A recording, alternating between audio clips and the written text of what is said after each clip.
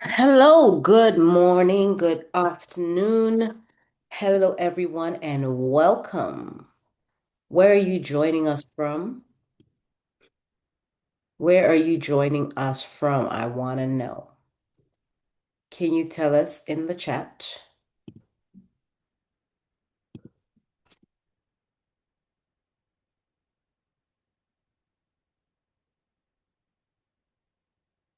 I want to see everyone telling us where they're from in the chat. The people from Accra, from Joburg, from Nairobi. Where are you joining us from? Awesome, awesome.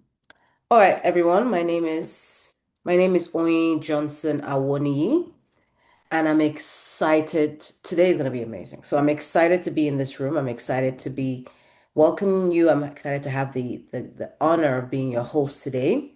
And wherever you are joining us from today, can I just hear you say to yourself, and I'm going to know if you don't say it.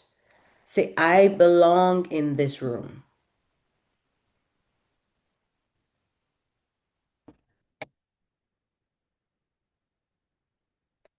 Wherever you're joining us from today, say to yourself, I belong in this room. Yes, okay. I'm feeling the energy. Good. So today we're not just here to be inspired for inspiration's sake, right? Today is about getting into the messy, the beautiful, the real work of saying yes to yourself, right? And what happens after you do that? Now we have an incredible cast of women, extraordinary women that are in the room today, and they're going to share that journey with you. So settle in. If you can, turn your cameras on and let's make this conversation bigger than this room, right? Let's make it bigger than this room. And we'll be asking that if you hear something and you're like, clock it.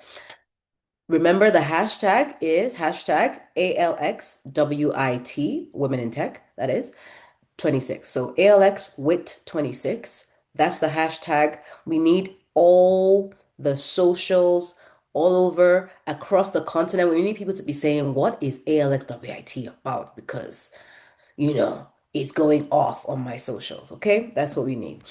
All right. So, let's keep the energy high. If there's anything that comes up on your mind, don't hesitate to chat. Don't hesitate to put it in the chat, to put it on your socials, whatever. Um, and let's keep this place warm because it's about to be exciting. But before we go into it, I have a little bit of trivia for you. ALX team, are you ready with the trivia? Can I get a thumbs up? Okay, awesome, awesome, awesome. Okay, let's launch it. Let's launch it. Let's see who knows what about what right now. Let's see that first question go up.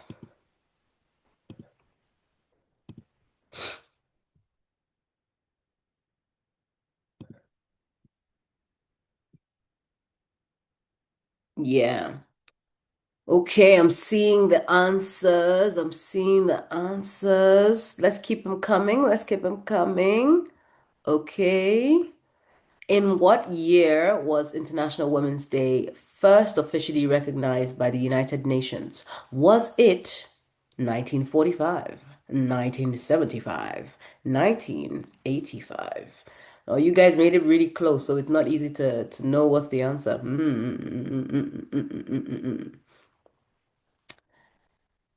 Wangari Maathai from Kenya made history in 2004.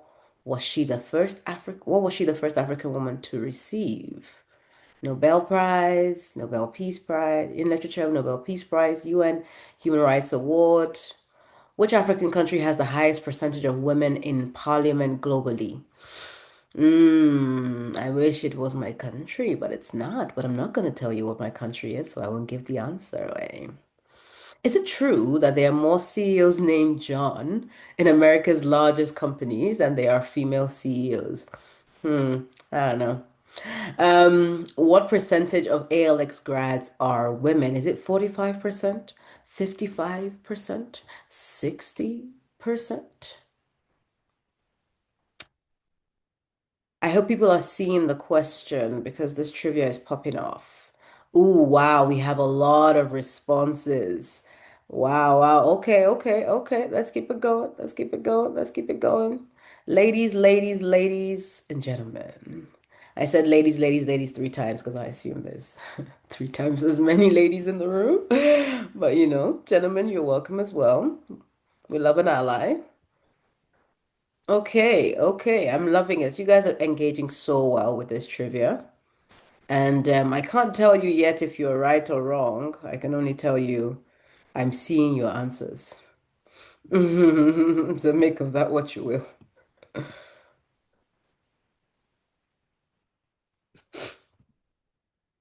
Okay. Okay, the time is almost up, guys. I have about 59 seconds more for you to answer this poll. And as I'm speaking, it is now 45 seconds. And now it's 23 seconds, something like that. I might be making these up. All right. And in 10 seconds, I'm gonna end the poll. That's 10, 9, 8, 7, 6, 5, 4, 3, 2, 1. Okay, that's the end of the poll. Let's see. Let's see. We have some clear winners for almost all the questions, eh? Okay, so for the oh guys, I forgot we should have made the poll shorter. I forgot that in this AI age it'll take 2 seconds for people to get the answers. Oh man. Oh man, man, man. Okay, my age is showing. Anyway, the first question, the answer was 1975, and 59% of you got that answer right. Second question, the answer was mm, let me. Oh, am I sharing? Okay. Okay, okay, okay. I think I'm sharing. Can you all see?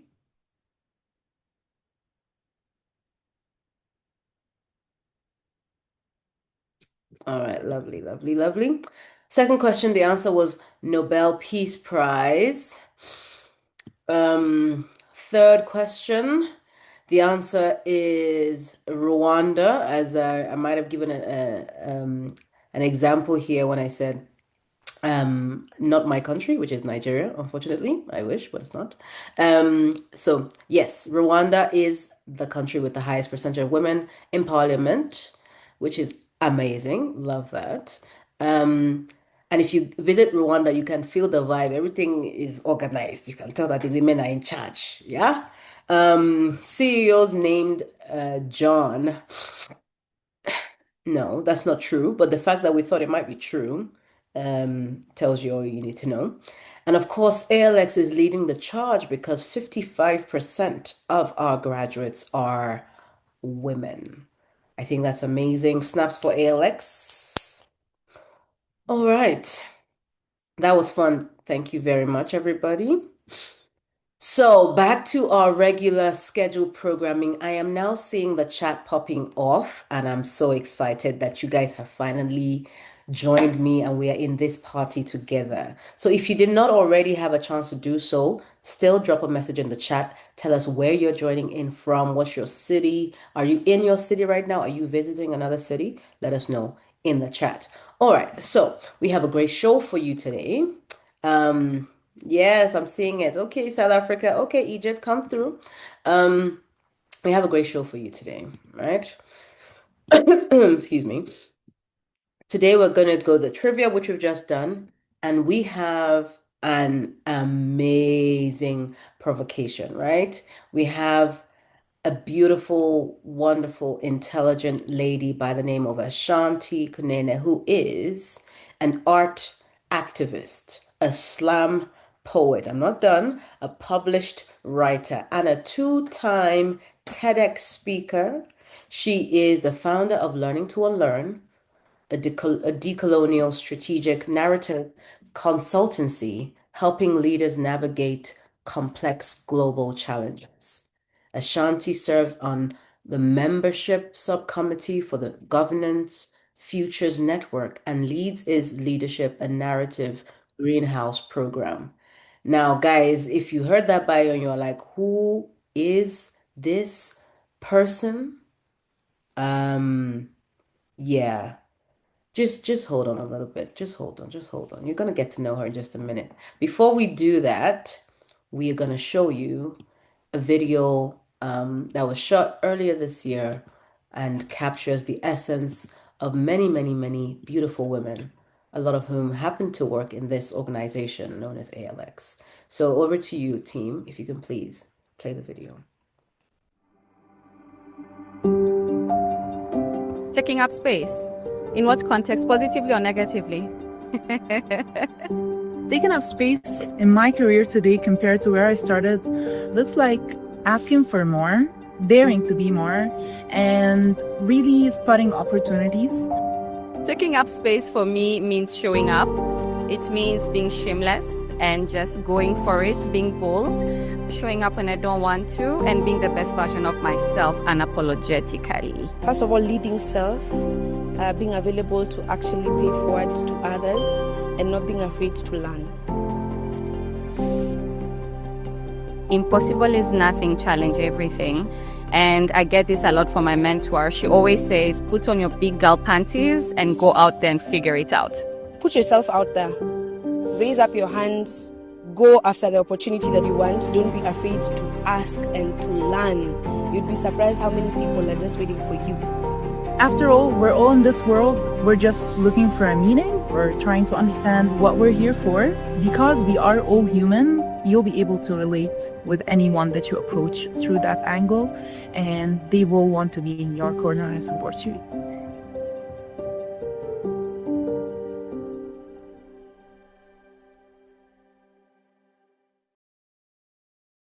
Wow, wow, wow. That was amazing. Impossible is nothing.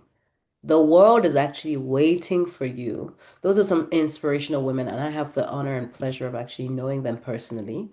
Um, and they are just as phenomenal as they look in the video. But I love that. There's nothing impossible. You gotta wear your big girl pants and go out and take the world.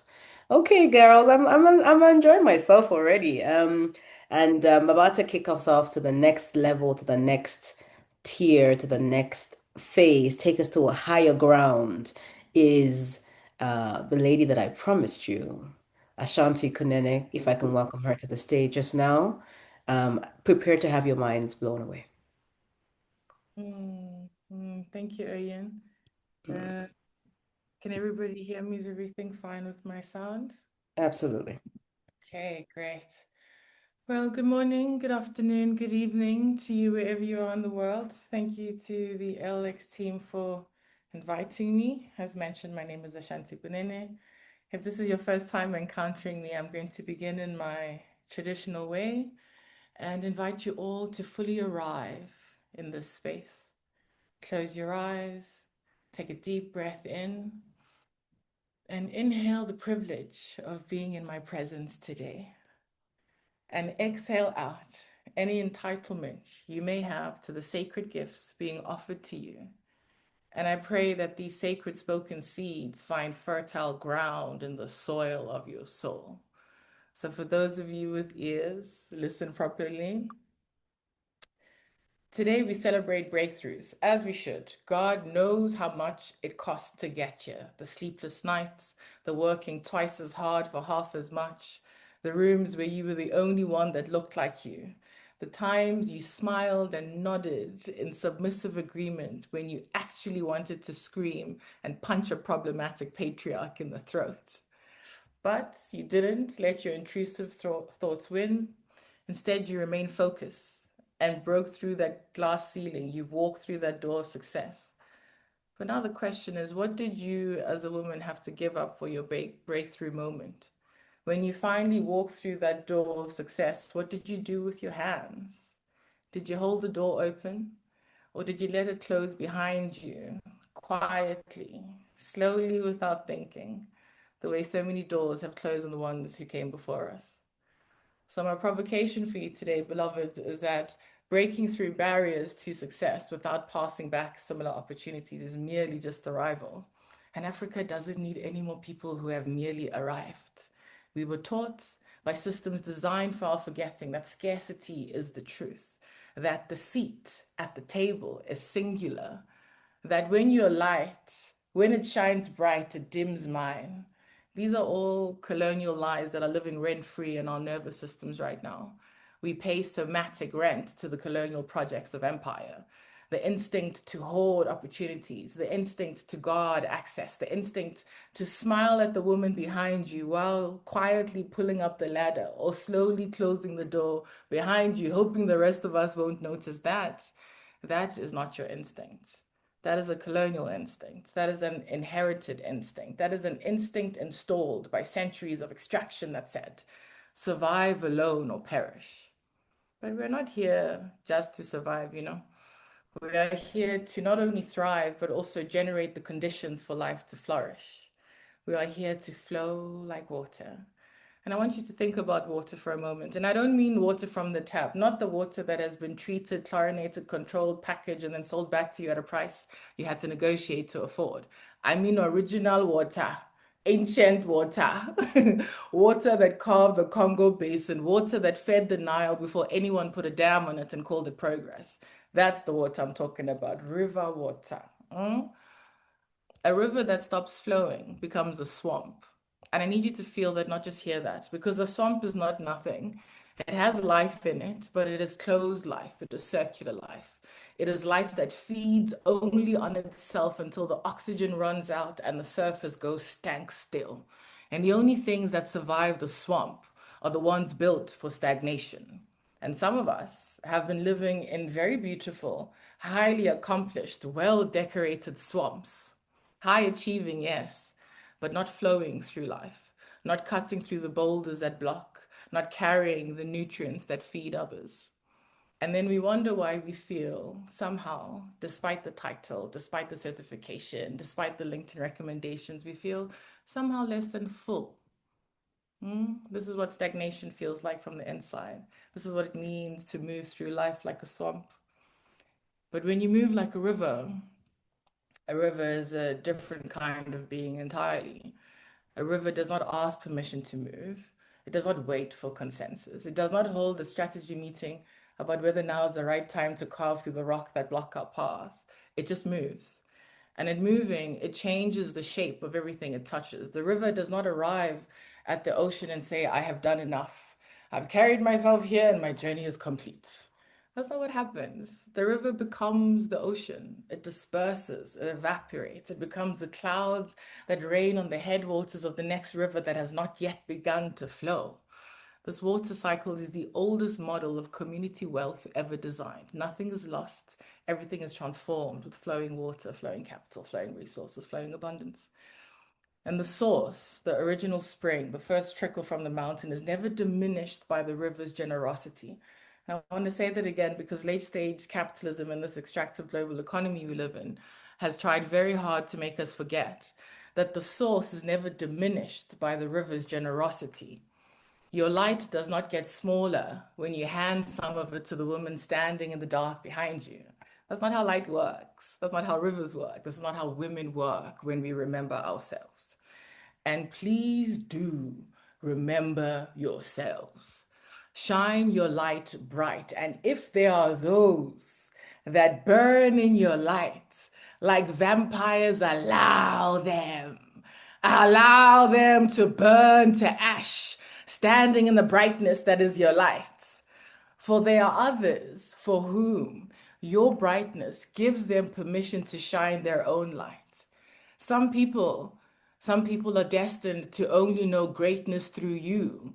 So making yourself small, dimming your light, stopping the generous flow of your river is a grave, grave disservice to the community. So as you move through today's event, I want you to think about the women in your life who are not on this call today. Think about the girl in your hometown who is exactly as brilliant as you, but has not yet found the door. Think about the woman in your office who is watching how you move and taking notes. She has not told you she's taking. Think about the daughter, the sister, the friend who will one day sit in a room and either feel that the doors of this world were built with her in mind or built to keep her out. These futures are being decided right now. They're being decided in the choices you make with your success, in the choices you make with your access, in the choices you make with your network, in the choices you make with your knowledge, in the choices you make with the brightness of your light, and in the choices you make with your willingness to be a river rather than a reservoir, because a reservoir holds and a river gives. And our ancient, abundant, endlessly generous continent called Africa has been a reservoir for everyone else's benefit for long enough. It is time we flowed for ourselves, through each other, toward each other, together with each other. This is the moment the river remembers it was never meant to stand still and hold. So if one woman gets access, she must open the door for two. Those two then become 10, 10 becomes a generation, and a generation becomes a continent that does not wait for permission to rewrite its own story. Our greatest resource as African women is what happens between us. It's in the past, in the pull up, in the forward, in the quiet, revolutionary acts of saying to people, you know, I thought of you for this thing. I thought of you for this project. This would be great. This opportunity would be great for you. This is the relational infrastructure of water like womanhood. This is the innovation that no algorithm has yet learned to replicate. And the light no one can ever dim, and the river no one can ever dam. So today, as you listen to the women on this stage, the women who broke through, women who reached back, women who chose river over reservoir, women who built ecosystems and not swamps out of what they were given, ask yourself one honest, loving, difficult question, or a few actually. Who is waiting on the other side of your breakthrough? What version of you do you become? And what is the sensation of life you wish to experience moving forward? I'll ask that again. Who is waiting on the other side of your breakthrough? What version of you do you become? And what is the sensation of life you wish to experience moving forward? And with that, beloveds, I thank you for your attention. And I really hope that some of these sacred spoken seeds have found fertile ground in you. Thank you so much. Whoa, whoa, whoa, whoa, whoa. Ashanti, mind equals blown. That was amazing. That was amazing. Like I was taking notes, I was trying to listen. My brain was going all over the place. That was fantastic. I mean, you can see the chat is popping off. Everyone is, there was just too many things. There were quotables, too many things that I need to design and put on my wall today. I'm gonna ask you all if there's anything that stuck out for you in what you just heard Ashanti saying. Put it in the chat, but don't just put it in the chat. Let this conversation be bigger than this room, right? I gave you the hashtag earlier, ALXWIT26. Use that hashtag and post it on your story. In a swamp, are you in a swamp? Are you flowing? Are you not flowing through life? Are you stagnated? Or is this a reservoir? She said a reservoir holds, a river gives. She talked about your light that no one can dim, a river that no one can dam. I mean, that's a word right there, right? Um, and I really like this idea of the future being decided now, right? Your choices are actually deciding the future of yourself and also the future of other people around you, waiting for you to show the way. I think sometimes we always think about what's more to come and what more can we get, but what do you have right now? What can you do with what you already have in your hand?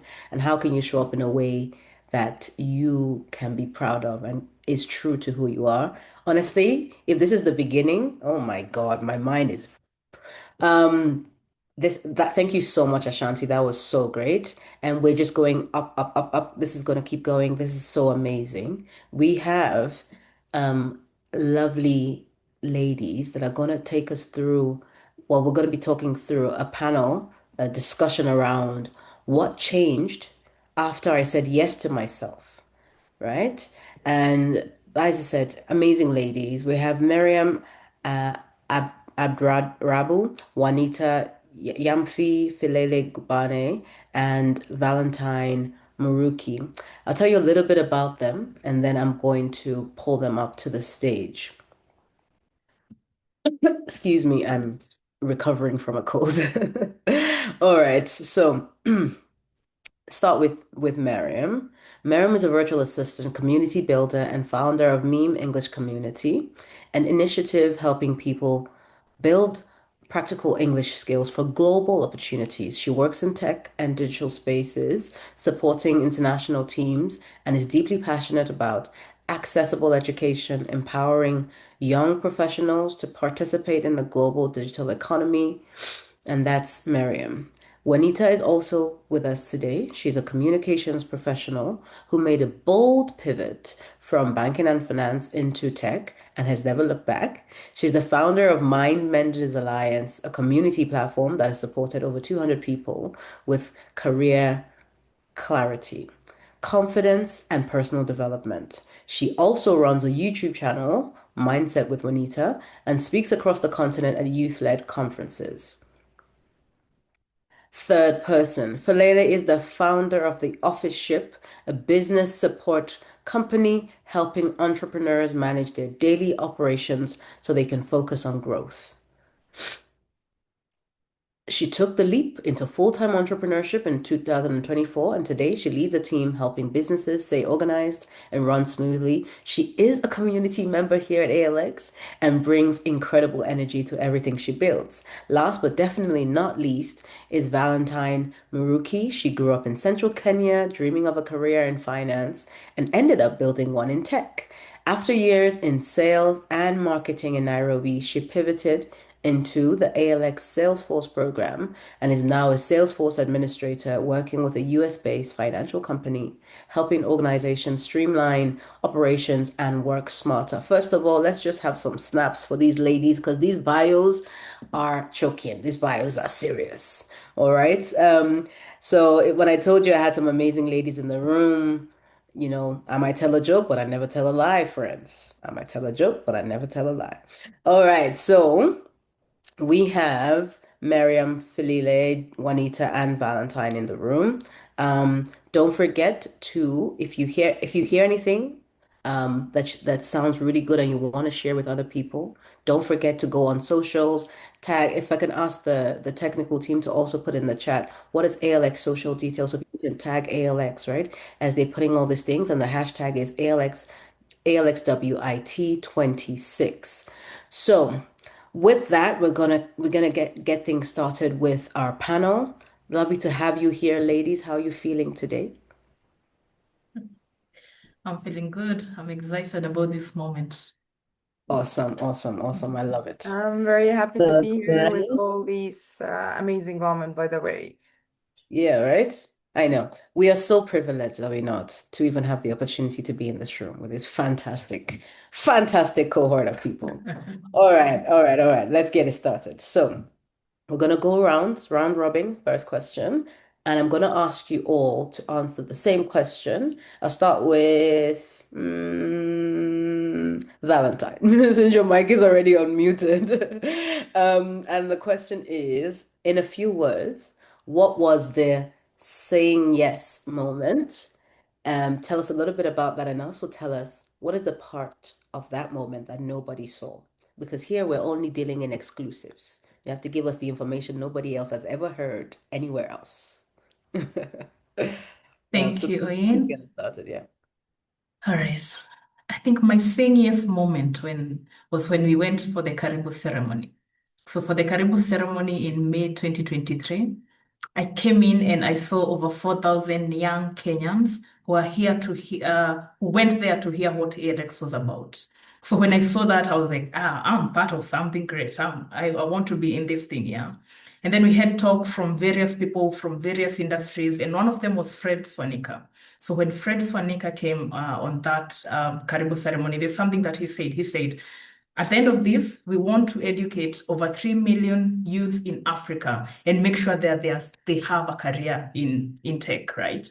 And that included people like me who are I came from a sales background. I didn't know anything about tech. And just hearing that and hearing other people who have shifted their career from a very non-technical background to now technology, I knew I wanted to do this too. I knew I could do this too. And the part that nobody saw when I was going through that was just the transition, because this is a new mindset that I needed to grow. It's a new mindset of I need to study, I need to know what this is about.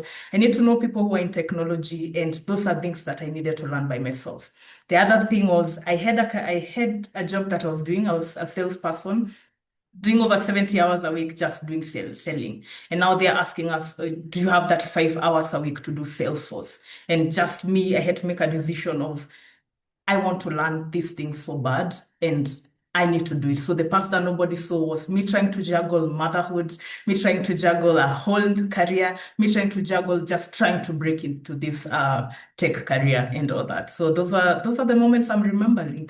Remembering there are so many other things that happened just for me to go from getting into ALX and then getting a full-time role as a Salesforce administrator. But one of them was just believing in myself and just balancing my life and knowing that I want this so bad and I'm gonna get it. Mm. Yes, thank you, Ian.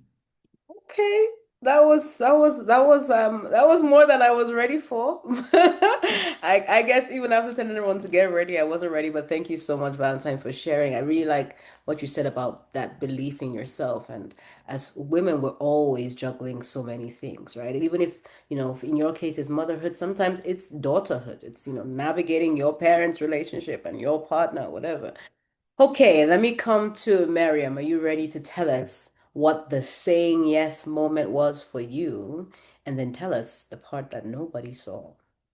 Yes, first of all, good morning, good evening. Hello, everyone. I'm very happy to be here with you all, guys, especially with those amazing women.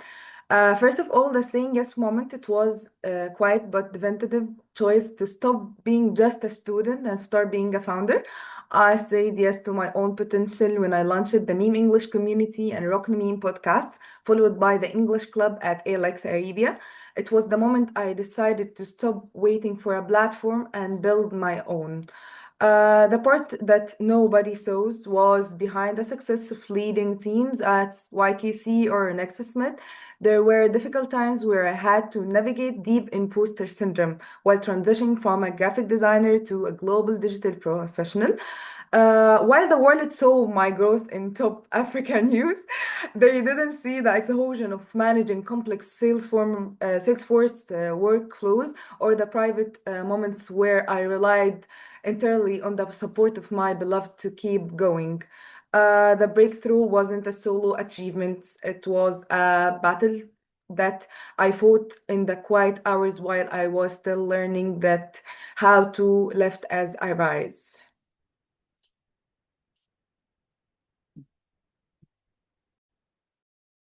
Johnson, you're muted. Oh, right. I'm too excited. No, you guys came correct today. That was amazing. Thank you, Miriam. Saying yes to your own potential is you even dragging me, and thinking about the things that I've not said yes to myself yet. And stop waiting for a platform and just build your own. I really like that. Someone in the chat said that they're new to tech. And, Miriam was just talking about that imposter syndrome. You might have to navigate that a little bit right at the beginning, but you must find a way to say yes to your own potential. Um, all right, let's keep it going. Juanita, I'll come to you next.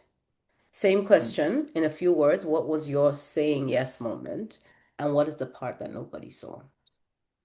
Thank you, Ian. I'm so happy to be here. And in a few words, I'll try to make it short. When I got my MasterCard scholarship to study the data analytics, I remember that there was a part where we had to think of a problem in our community. It was a task. You have to think of a problem in your community and you have to develop a solution to it, in a way that you sort of apply tech to it. During that moment, I had already been someone who was very immersed in mindset, mental health, and all of that. So initially, I really just wanted to do something that would target the mental health of the youth. But whilst I was having this assignment and task and putting down the step-to-step ways, I started to realize that this is something that I really need to take seriously instead of actually just submitting it as a theory paper and just like throwing it down. And then I actually buried it for a while and I got an opportunity. Someone invited me to actually come and speak on mental health. And then after I spoke on mental health, the whole vision came back into my head. Then I realized that this is something that I've been wanting to do for a very long time. So I told myself that, okay, all this while I was not getting opportunities to do it. Randomly, someone gives me an opportunity to do it. And why don't I, like Mariam said, why don't I just start something? Because I've always wanted to do this. Why should I wait for people to give me the floor to actually tell the world what I know or try and help the community with what I am able to acquire? So I told myself that actually I'm going to find a way to build this on my own. That is how I founded Mind Menders Alliance. And then I was also confused because it's not easy trying something new when you don't have support, when it's built from something that is purpose driven and you just don't know how it's going to end. You're just giving it a shot. But before I realized it got a lot of support and I sat down and I just thought to myself, this is something that you should have done a very long time. The moment you assigned and you submitted your paper at ALX, you should have started it. So I believe that is something that we all have something in us that we really want to do, but some of us think you can actually plan it out, write it down, every bit of it, but you just don't believe that you can act on it. So yeah, if you can write it down, then you can actually act on it. So that was my aha moment at ALX. Mm, Snap, snap, snaps. Movement. Someone says movement brings clarity. You gotta just get on the road and get going. You can plan it, you can create it. If you're like me, you can spend a lot of time in Canva making it look cute. But at some point, you just gotta get up and go, right? Thank you, Anita. And I love this idea of like building it. Sometimes you have to build it on your own, and you need to give yourself some good self-talk.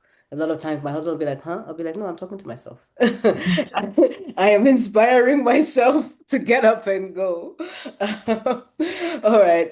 Thanks for that, Juanita. I'm gonna come to you in just a minute. Felele, are you ready for us? Last but not least, what is your saying yes moment? And tell us the part that nobody saw.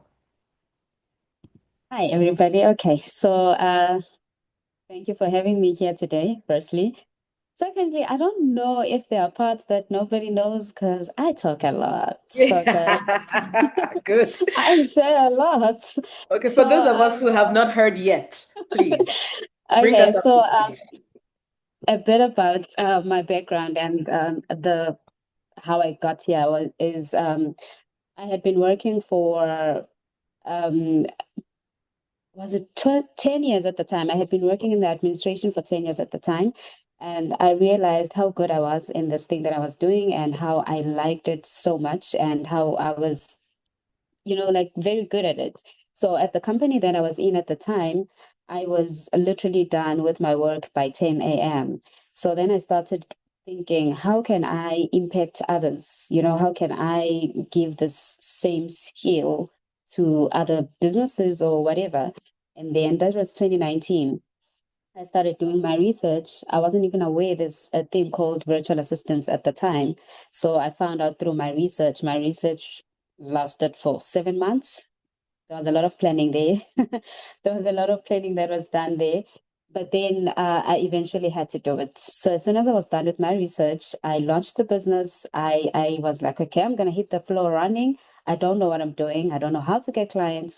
I don't have language for even what I'm trying to sell to people, but I'm going to wing it. And so I did. And 4 years later, I met ALX and they gave me a lot of information around being not just an administrator, but being a business person, what it means, what do you do, how do you handle other things, and a lot of things came out of ALX, and I guess that's why I'm here today. They brought a lot of value into my life, and to date, I'm still very, very, very much grateful. Yeah, Mm. that's a bit about me. And we're grateful that we finally know the story that other people also know, right? We're all caught up now. I like how you started off, saying I realized how good I was. Yes. And I'm just gonna ask everyone in the chat that's listening, just take a minute and think about what am I actually really good at? Sometimes you already know, sometimes you might need to ask your friends and your family, and they might help you get some clarity because everybody else knows, right? When they think about a particular thing, you're the first person they run to. Everybody knows it. Sometimes you don't know it. You might need to ask people to help you get that clarity, so that you as well can have your saying yes moment, like these lovely ladies, right, on that we have on screen. Oh wow. I'm feeling so charged. You know when you're just so excited you can't bubble it in. But it's okay. I'm gonna try and simmer down so we can get we can get through this. I can ask you the next question. Let me just remind everyone, please, there's too much gold here for you to keep to yourself. Ashanti told us at the beginning that we all have choices to make, right? Sometimes you need to put something on your social so that other people can see it and also be inspired. So if anything is resonating with you, tag ALX underscore Africa on socials and use the hashtag ALXWIT26. All right, and perfect. Jay's just put in the chat the tag and the hashtag and the what you need to post, right? Let me continue talking to my ladies here. Okay, Miriam, I'm gonna come back to you and say, what did you have to unlearn to grow into who you are now? Okay, so basically, I had to unlearn the idea that my career was a straight line, or that my Mm, background in visual communication was only my selling. Like, transitioning from graphic designer to a global virtual assistant and a team lead required like me to shed the belief I was just a creative. mm, I had also to unlearn the habit of waiting for a title to give me a mm, permission to lead. mm, I make the title, by the way. I realized that whether it was a customer experience agent or a virtual assistant, every role was actually a platform. I stopped viewing my non-traditional path as a weakness and start seeing it as the very thing that gave me the unique perspective to found the meme English community. And I have a very simple advice. Don't wait for the confidence to arrive before you start. Start so the confident can find you, as I do. And also for young women entering the digital economy, the confidence barrier is a hurdle, but not a wall. Find your community, surround yourself with people who see your potential during the difficult times, as ALX, I mean. That's all. mm. So don't wait for the confidence to arrive. You just get started. The confidence will find you. I love it. I love it. That honestly, there's just so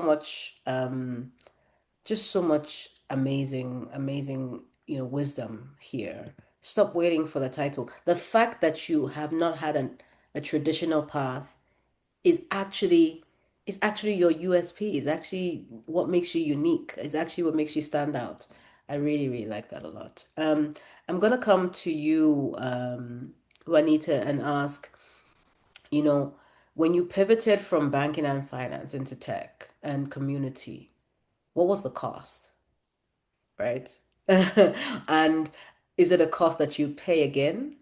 And is there anything that surprised you? Yeah, there was a lot of cost, but Mm, the price I paid, I think what I would highlight was certainty. I did not have certainty. It was uncertain. And I like that Mariam also highlighted that it's not linear, the path. yeah. Um, you have to sort of allow yourself to go through the uncertainty because sometimes the path that you're taking, if you're lucky enough, you'll find people that have taken similar paths and then you might be able to engage with them and they will tell you how it's done. But if you come from an environment or a background where whatever you're trying to do is new and you don't really have anyone to guide you, it's going to be very, very scary. And sometimes you will lose yourself. But sometimes you have to learn to pick yourself back up and move with it because you decided that you're going to do this. So, yeah, I struggled a lot. you know, dipping my hand in something. I tried multiple times and then I'll sort of give up and I'll tell myself, yeah, maybe I shouldn't really do this. Maybe it's really risky. Other people are not doing it. What makes me special, right? But at the end of the day, I pushed myself and then I have been able to come out of it and complete it. And what surprised me is that it's hard, but it's really not that hard if you find yourself with a community of like-minded people who are also challenging themselves. When I joined ALX, I was able to meet people, made friends who I still am very close to right now. And sometimes, even when I want to practice my data skills, I call these friends and I meet them and we practice. And it makes me realize that, hey, it's not that bad. The community makes it easy at some point for you to transition and just like grow through wherever you want to go to. So surprisingly, community is very, very important. If you are not getting to where you want to be, try and associate yourself with some people who are also moving in a direction where you feel aligned to, and then stick with them. They will push you, you will push them. You're both going to learn new things that you probably didn't know exist. Before you realize that task that took you 5 hours to do, you're probably going to finish it in 2 hours. So yeah, Mhm. the community really surprised me, and I'm really grateful for that. Awesome, awesome, awesome. I mean, I have some, to add to your community, I have someone in the chat who said that they also went from banking and finance into tech. So Oh, you can expand your community there. I think that's such good advice. Being ready to go through that uncertainty, finding like-minded people who can push you in the direction you want to go. That's amazing. Um, I'm gonna come to you, Felile, and ask. Excuse me, guys, and ask the question, who else is impacted today because you said yes? Okay, so since I started working, I have worked with 6 people in total, and that is 4 women that I have been able to work with. Yeah. Another thing that is very important is that we work with business owners, especially small businesses, and we have helped them a lot find their feet, find the structure, and by providing them the services that we provide them, that impacts them a lot, and it helps them grow in their businesses. And like I said, I'm kind of in partnership with ALX, and I've been given opportunities to come and speak to um, to our fellow people in ALX, and I have received very great feedback from them. So I cannot give you a number of the people that I have impacted. I feel like it's more than I can count, but yeah, it's the people that I work with, the business that I help, and the people that I speak to, the people that reach out to me. I have people DMing me, I have people emailing me, finding stuff from me. So yeah, I feel like I am impacting a lot of Oh, people. I'm sure. 100%. And I think that is exactly the thing. And again, I keep going back to this because I think Ashanti did such a good job with the provocation at the beginning, setting the scene. Just talking about the fact that people are actually waiting for you to go and do that thing. Right? Look at people talking about ALX South Africa community. They're feeling her impact, right? Um, People are waiting for you to go do that thing. So when you're thinking, oh, I'm just not confident, I'm not sure, there's some people in their own house just waiting for you. Um, and their own breakthrough is gonna come when you decide to say yes to yourself. So thank you so much for sharing that. I'm gonna come back to you, Valentine. Can I say Valentine? Has anyone told you you look like a model before? Do you have model vibes? Oh, wow. Oh, I'm yeah. gonna take that compliment for the I rest heard of it the today. day. You're hearing it here now. Thank you. Okay, Valentine. So my question to you, excuse me. My question to you is, what is different now in your day to day compared to what your life was before? You see, someone is agreeing with me. He's so pretty. So if you didn't, you know, um, what Thank is you. now in your day to day compared to before? so many things. When I saw that question, I tried to break down what can I tell you that takes 1 minute. And the one thing that I could think of, let me give you a small background. So before I went into ALX, I was about 4 years selling.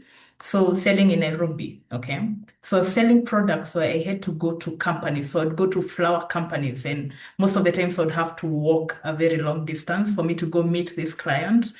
And there's one thing a friend of mine was reminding me that I had to buy pairs of shoes because they would break, the bottom part of the shoe would break because of how much I used to walk, just making sure that I go and close deals with these clients.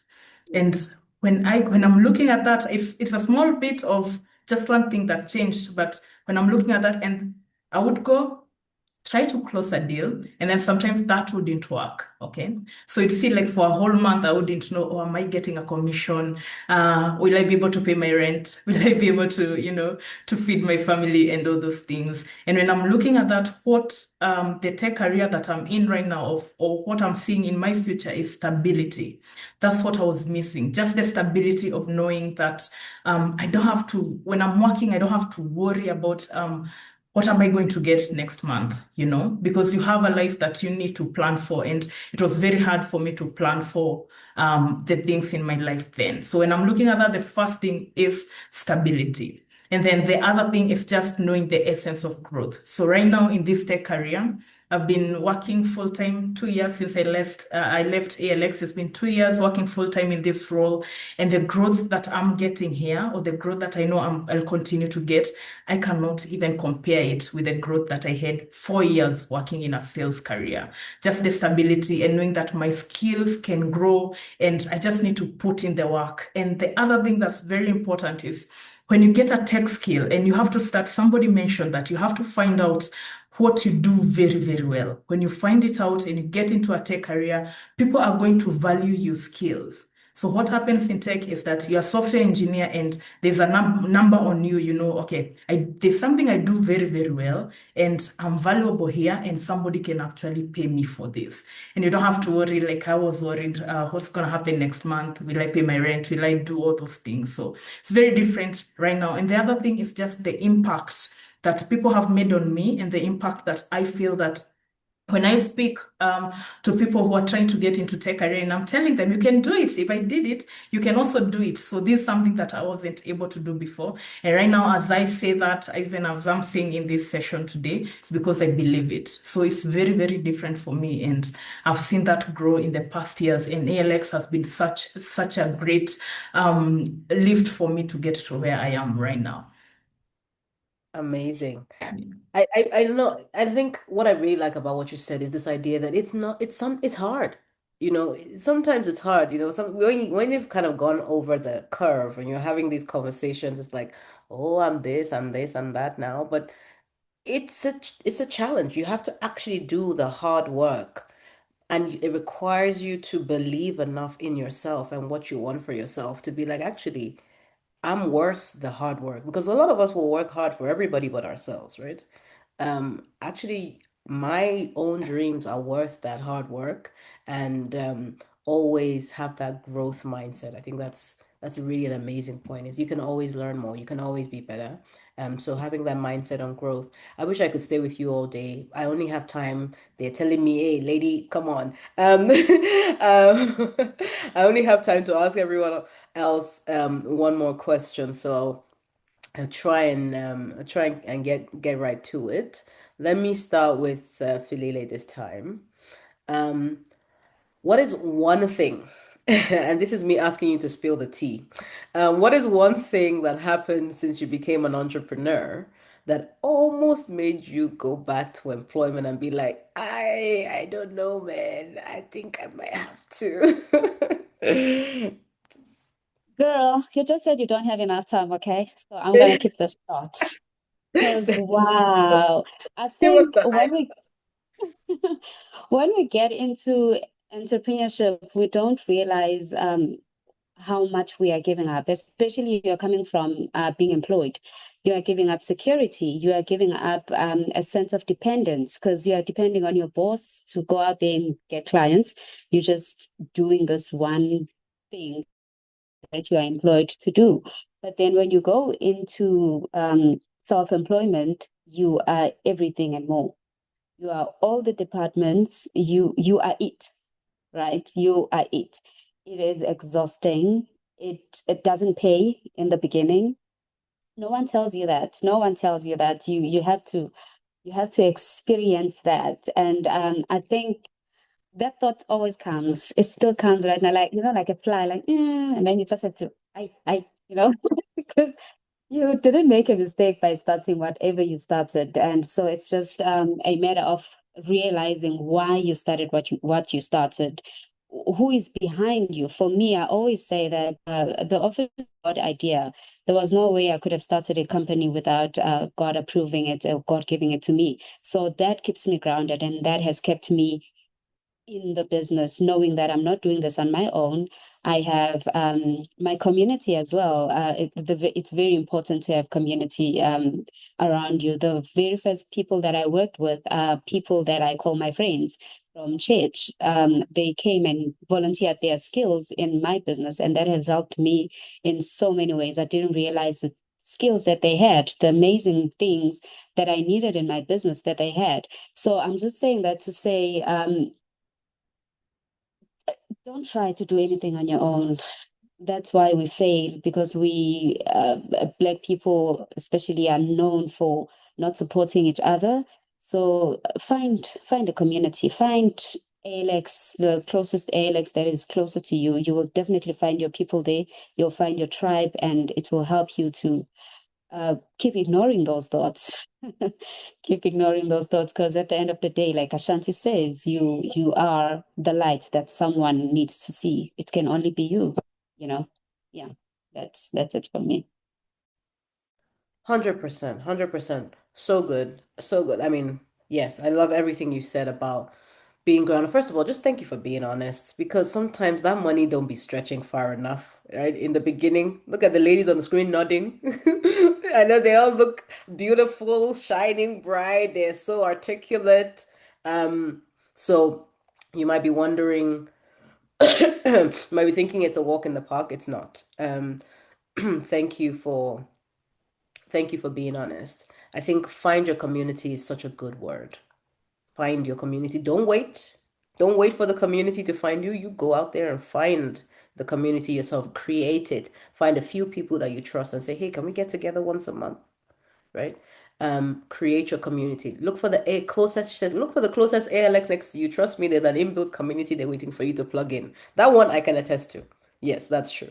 Um, okay. I'm gonna keep it going. I'm getting reminders on time, and I'm like, guys, I just want to stay here and talk to these ladies. Okay, let's keep it going. Miriam, I'm gonna come to you next. What advice would you give someone who is where you were before your breakthrough?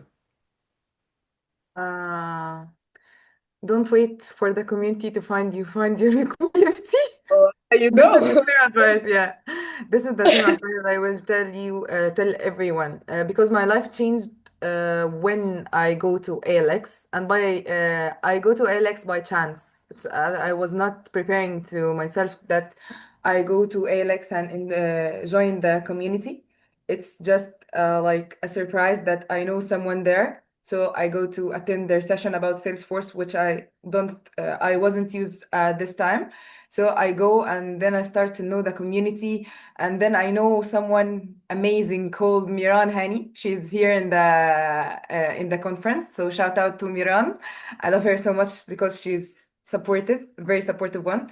She's in the alumni team. I just know her, and she knows everything about meme English community. And then she told me, come and have this English club at ALX Arabia. I said yes, and then we start our amazing journey. So this was about everything. So the community is the most important thing in your journey, especially when you are someone who do not know how to do everything on your own. So you need a community. So go to the nearest hub or ALX hub and then go and find your community. This is my advice.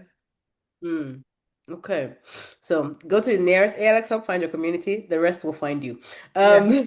Um, okay. I'm gonna ask Juanita to quickly tell us one thing and because we're out of time as well, I'll ask you both questions at once. What's one thing people don't talk enough about when it comes to growth? And then I ask you to also close by telling us what's one thing you gained and one thing you now give. Okay. In case I forget the second question, I'll ask you again. Remind I do remember um what's one thing people do not talk about growth? Failure is growth. I think people think that growth is supposed to be development, development, development, happy, happy, happy, happy, success, success, success. But no, growth, failure is also growth because in failure, you do learn what to not repeat. In failure, you do learn where to not go next time. And that is knowledge, and that is something you use to actually move. So you can use that to grow at the same time. And also, I know sometimes most of us already know that growth is uncomfortable because if you're growing, you are letting go of expectations that you had in the past.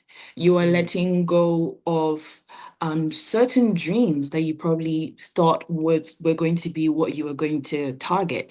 You're letting go of some passions, some mindsets, some things. It's like telling yourself that I grew up in 20 years, I knew I wanted to be this. And then at 25 or 21, I suddenly decided I don't want to be that. Now you have to unlearn all those things you told yourself for 20 years because just 1 year you decided to try something else. And that is going to be very, very hard for you to actually process.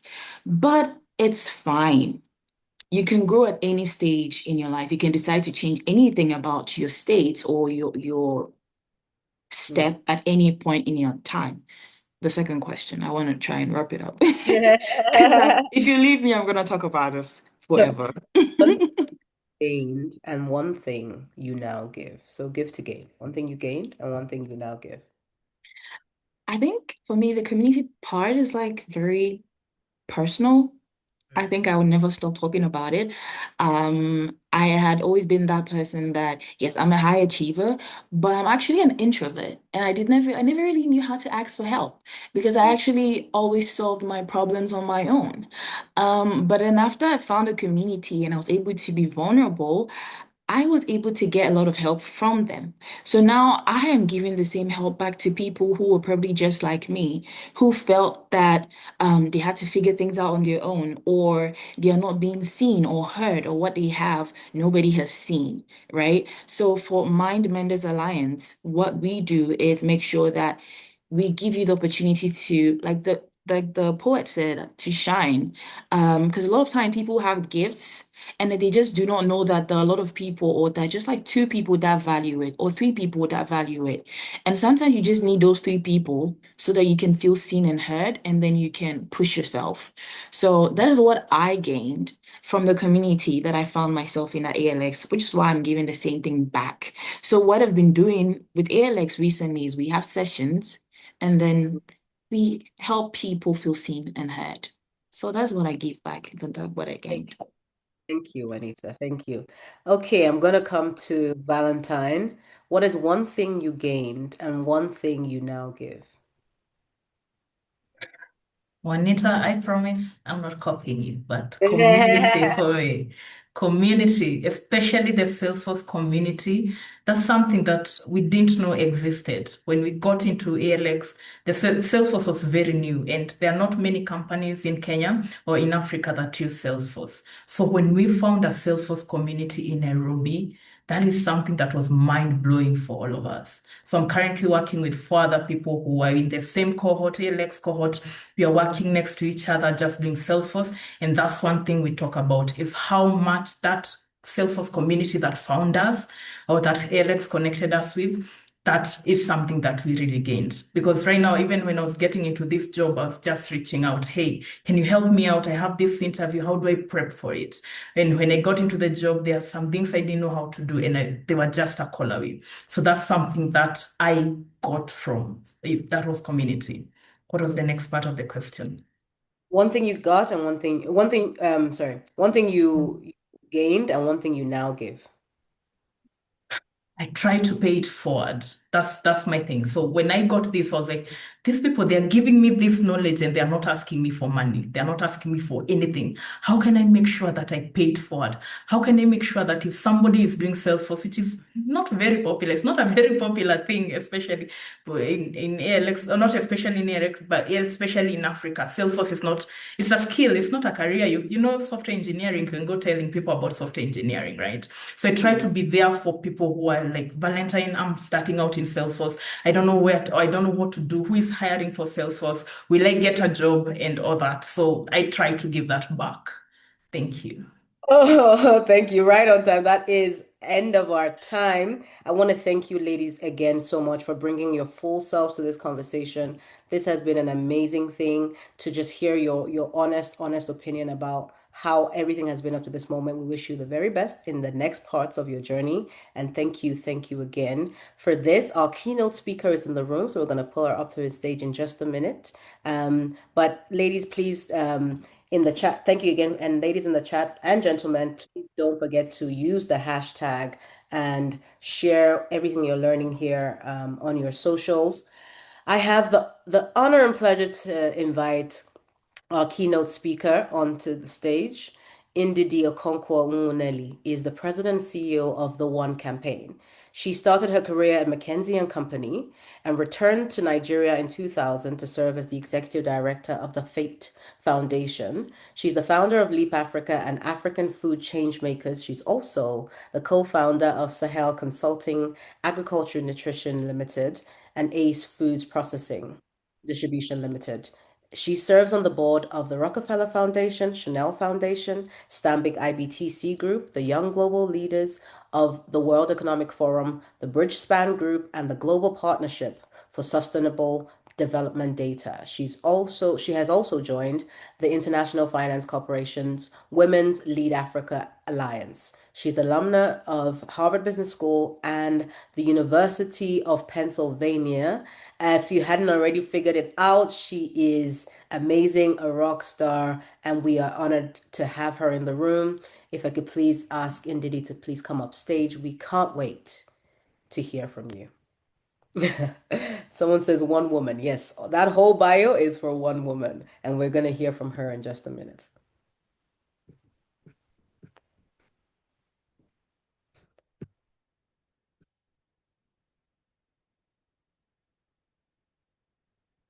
Yes, yes, let's keep those snaps.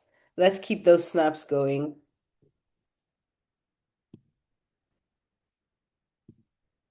All right. Ndidi, we're very excited to have you here. Good morning. I'm delighted to be here. Yes. So I'll hand it over to you. We're looking forward to hearing your keynote address.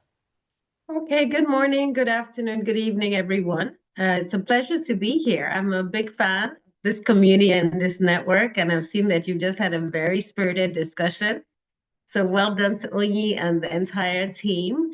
I have actually been close to this organization for a long time. Fred Swadikar is a star in our ecosystem, but many of the other co-founders are friends and colleagues of mine as laborers in the vineyard. And it's really, truly a special honor to engage with you today. I hope you can see my screen. If you can, please let me know. Okay, fantastic. Let me just actually reshare it just to make sure that I ensure that the sound is on, because I do have one video, so apologies.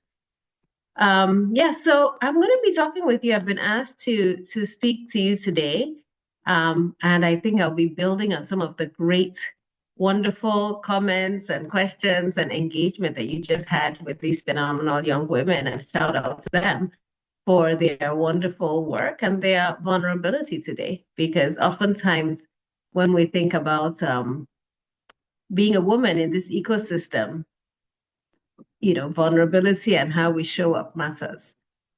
So just want to be clear that we're all in this together, and it's not an easy time to be in this ecosystem, but we're alive and we're healthy and we're strong, and all of you who have joined us are committed. But I'm going to start off with two important questions.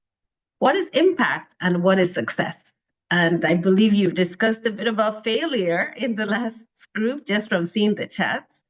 And I often spend time with men and women alike across the world, and I hear all sorts of things like, I have to have $5 million in my bank account by when I'm 30. I want to be in the Forbes 30 under 30. I want to be recognized by my university or my high school as the best alumni graduate and the most successful. And I have to have a market capitalization of X. In fact, I want to be one of the unicorns from Africa and have at least 1,000 employees. Or I have to be married by when I'm 28 and have 5 children. And it's not just any marriage. I want to have my dream Lagos wedding with my favorite designer. And in fact, after the traditional wedding, we should have a white wedding at Lake Como. I want to have a happy marriage. And in my case, I want to be married for 50 years. I want to have happy and healthy children, twins, a boy and a girl. I want to have prestigious board seats and all the major companies and a healthy retirement account and a trust fund for my kids. The list doesn't end. As you can see, it doesn't end. And it doesn't end even if you are on this treadmill. And when you get one thing, you feel like you need another. And so the question for us is, what are these definitions of success? What are the sources? Where are they coming from? Where is the pressure coming from? Who's defining what one life is more successful than another? Who defines it? And how do we navigate this university of life with our own compass and not bow to this pressure? Because the first message here is, honestly, you cannot stay on this treadmill. And the dates and times that you're setting for yourself might not always work out. I have had an unconventional path. And in fact, I started off, doing some of the more conventional things. I went to the University of Pennsylvania, the Wharton School, and I worked at McKinsey. But then instead of doing the summer internships between Harvard, where people go to other jobs, I chose to do a summer internship in Ramallah with the Center for Middle East Competitive Strategy. That was a life-changing experience. And that was my first decision to kind of do things unconventionally. And, I also went back after going back to McKinsey to start the Fake Foundation when I was 25 as the pioneer executive director. And that's when I met Fred Swadiger. And he says meeting me and seeing me at a young age really influenced his desire to become a social entrepreneur. But at that time, everybody thought it was a dumb decision. Why leave America? You're doing well. To go back to Nigeria at a difficult time in the country's history, take a pay cut from $150,000 to $50,000, have to take another loan to pay back McKinsey because they paid for my business school. It just didn't make sense. But that was the best decision I ever made. And then starting Leap Africa, which has gone on to impact thousands and thousands of young people, and I now work in 8 African countries. But it did make sense to even then leave Leap Africa after, building this organization at still a young age, because my husband got shot and moved to Senegal. He's still alive, but it was a traumatic experience. So I'm just saying there's an unconventional path, and there's something called the University of Life, and you just can't plan it so closely. Things happen that you didn't predict. Opportunities come that you didn't plan for. And if you had asked me at 25 if I'd be running a nonprofit in Nigeria, I would have said, no, I'll do it at 35. But the opportunity came at 25. And many people said it was a bad decision. And then the desire to then enter the food and agricultural landscape. And this happened in Senegal through a very difficult experience, family tragedy. We moved to Senegal, and my husband said, I need a break from Nigeria. And there we started 4 companies through that very difficult experience. And those who have listened to the speech that Mezo and I gave at the Harvard Business School Class Day speakers, the first African couple to be Class Day speakers, and one of the first Africans to get this award, even though we're the poorest and youngest, because we had taken an unconventional path. But this led us to start Sahel Consulting, Ace Foods, African Food Change Makers, and my most recent startup is called Wealth for Impact, focused on helping Africans build generational wealth for generational impact. Why should we celebrate the Rockefellers of the world and the Gates of the world when we have to create our own equivalent? And we're the most generous people in the world, but we don't structure our giving. And so that's what Wealth for Impact focuses on. But through all of this and my calling as a social innovator, I recognized that it was important to write. Why is it important to write, my sisters and brothers? Because I would go around the world speaking on panels and engaging with people, and people who had been to the African continent for 2 weeks were considered experts on Africa. And I felt, wow, how come they're experts? I have a lived experience. I have something to say. So I wrote my first book, Social Innovation in Africa, a practical guide for scaling impact, interviewed social innovators who were scaling. And through that, recognized that many of the people who were scaling and receiving funding in Africa were not African. They were able to get funding. They were coming to our continent. At the time, I looked at those who had won their awards for Skoll and Schwab and Echoing Green. And many of them were operating in Africa, but they weren't Africans. It really upset me. And I said, what are we doing? How are we not elevating our own people? How can we tell our stories better? And that led me to co-found with many other people the Africa Philanthropy Forum. But writing was key. So I started being recognized as an author, an authority in social innovation, just because I wrote about my experience and the experiences of others. And then I wrote a book called Food Entrepreneurs in Africa, Scaling Resilient Agriculture Businesses. Again, write. Speak about your experiences.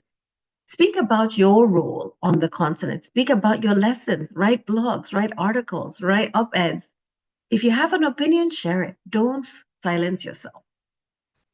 My calling became clearer to me that I was really called to help others build their destiny. That starting all these organizations, while I start them, I'm not always called to be the one to run them. But starting is difficult for some people. It's not difficult for me.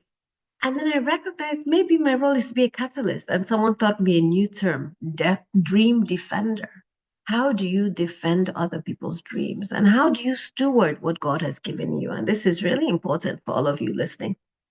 And I wanted to mention the opportunities to speak, because when I first started getting asked to speak locally and globally, I would be timid about what topics. I'd be timid about how many African stories to share. I'd be timid about how to own my identity and lived experience. But I have learned that every time you have a platform, this is a platform to tell a positive story about the continent. This is a platform to share, change narratives. This is a platform to elevate other people's stories. And so keep this in mind whenever you're given that chance. Also remember that there are opportunities all over the world. And I've been a beneficiary of many fellowships where I've written these books. And many times we have to commit to lifelong learning and recognize that, yes, we went to ALA, we went to ALU, but we have the opportunity to keep learning through global fellowships, and they're looking for people like you. So think about that. So what is my definition of success? I've told you about my unconventional path. I've told you about how you can also not just create a new path, but leave a trail for others. 3, make God proud every day. Every day I wake up, I want to make God proud. Second is commitment to dying empty. We are all sent here with talents, with purposes, with plans. How do you make sure that you fulfill all of them within your lifetime and die empty? There's a famous pastor who used to say that the graveyard is the richest place in the world. People died without fulfilling purpose. And number 3, make heaven. You can do the first 2, but you might miss the mark because of unforgiveness, because of sin, because of pride, because of so many other things. So my commitment to dying empty, but also spending eternity with my Creator. And I didn't come from a Christian home. It's important to note. My mom happens to be Jewish. My father is Anglican, but non-practicing. So really, people invested in me and my siblings to draw us closer to God. But that makes me see the power of interfaith. And I am more convinced than ever before that God can use anybody, but you have to have what we call Godfidence. I know we talked about imposter syndrome in the last session. I don't have confidence in myself, but I have confidence in God. And that allows me to enter rooms without fear. Obedience, really being faithful to respond to the call when you're being asked to do something bold and courageous. Humility, recognizing it's not about you. God can use anybody. You're just a vessel, and giving him glory. And this has been really, if I look at my life at now 51, really the secrets to any success you see is that God can use anyone. He will elevate you if you're obedient, if you're humble, if you give him the glory. And I have a simple story and many, many stories to share, but I think it's really important.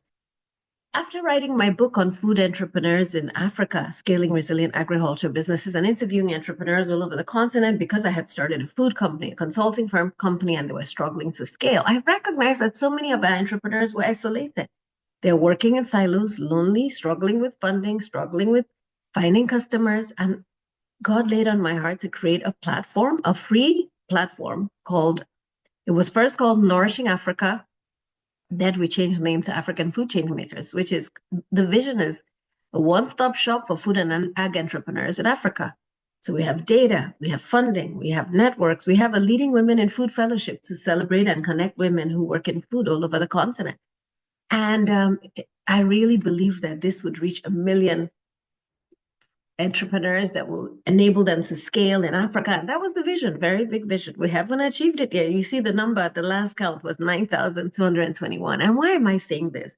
Because our generation, your generation, is even under more pressure to say that we've reached 5 million, 10 million, 20 million. And that's why we see 30 under 30, so many of them ending up in jail, because there's a pressure to forge numbers. There's a pressure to say you've arrived. There's a pressure to elevate your data. No, don't fall into that. Don't fall into that. Focus on quality work. Focus on achieving your vision. Focus on telling positive stories. And we've told many, many positive stories. Committed to changing the face of Africa from a hungry child to a successful female entrepreneur. Committed to celebrating amazing people who are doing great things. And I say all this to say we're on the journey, right? It's not been easy. But I'm mentioning this because my professor at Harvard, and please do keep in touch with your professors, keep in touch with your mentors, keep in touch with your former employees, keep in touch with your colleagues, not only when you need things, build your network, invest in relationships. So I've kept in touch with an amazing professor at Harvard called Linda Hill. She's written many award-winning books, and she decided to write a book called Genius at Scale, where she talks about architects and bridgers and catalysts.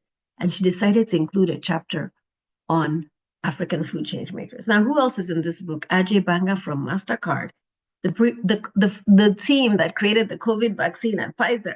So we're the youngest, poorest, smallest organization in this book, but she chose to celebrate our story. Keep doing what you're doing, following your call, because you will be celebrated and you'll be seen. And I just want to talk briefly about One and the work at One, because I think it's important for this network to know One and why One exists. I'm currently the president and CEO of One. One was started 22 years ago by young activists and dreamers. And our mission is to fight for the investments to ensure healthier lives and economic opportunity in Africa. And our vision is that Africa is an equal player. And this vision has never been more important than ever before. And I want you to join us in sharing this vision, because what I've learned on the global platform, and One has an office in Berlin and Paris and Brussels and London and Ottawa and DC and in South Africa and Nigeria and Senegal, is that we need to fight for Africa. We need to take back our agency as Africans. And we can only do this if we work together as one. We do this through deploying critical data. We have a phenomenal data platform called One Data, hard-hitting data, grassroots activism, creative political engagement, influencing decision makers. We have a diaspora council, a faith council. It's amazing, but we need more Africans to fight alongside us. And I really, through our 22-year history, have galvanized over $1 trillion for different causes on the continent, and fought for debt forgiveness and debt restructuring, and helped Gavi and the Global Fund and the Africa Development Fund and Africa Development Bank raise billions of dollars. But it's not enough. Our continent needs us to do more together and to use our voice and our platform. And I'll just share a short video, it's just a minute, about One, which we used at our 20th anniversary celebration.